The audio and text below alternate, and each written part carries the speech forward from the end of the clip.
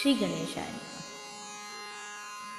जय हो भगवान रामचंद्र जी की। अध्यात्म रामायणे उत्तरकांडे द्वितीयः सर्गः हिंदी अनुवाद। त्रुटियां ना हो या कम से कम हो इसका प्रयास रहेगा, किंतु यदि फिर भी हमसे त्रुटियां हो जाती हैं तो आप सभी गुणी श्रोताओं से हम क्षमा मांगते हैं।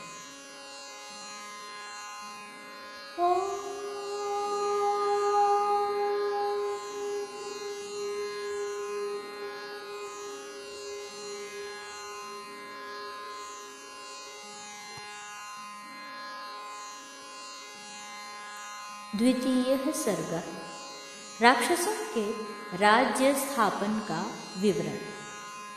श्री महादेव जी बोले, हे पार्वती, रघुनाथ जी के ये वचन सुनकर अगस्त्य मुनि अत्यंत आनंद से भर गए और उस सभा में सबके सुनते हुए फिर कहने लगे, हे राम, किसी समय धनपति कुबेर जी अकस्मात अपने पिता से मिलने के लिए पुष्पक विमान पर चढ़कर आए। श्लोक 2।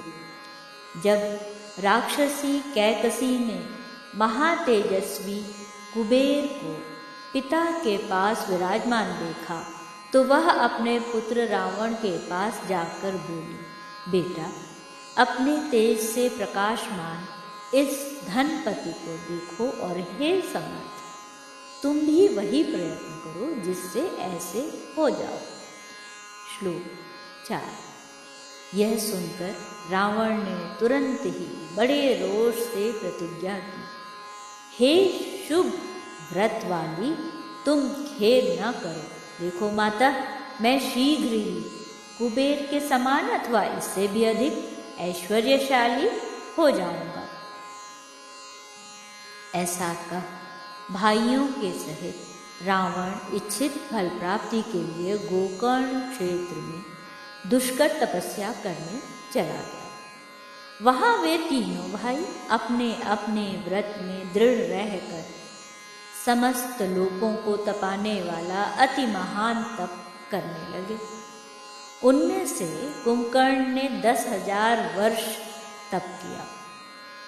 सत्य धर्म परायण धर्मात्मा विभीषण भी 5,000 वर्ष तक एक ही पांव से खड़े रहे।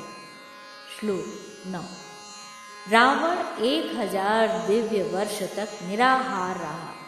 फिर सहस्र वर्ष पूर्ण होने पर उसने अपना एक मस्तक अग्नि में हवन कर दिया। इसी प्रकार उसे 9,000 दिव्य वर्ष बीत गए। श्लोक 10।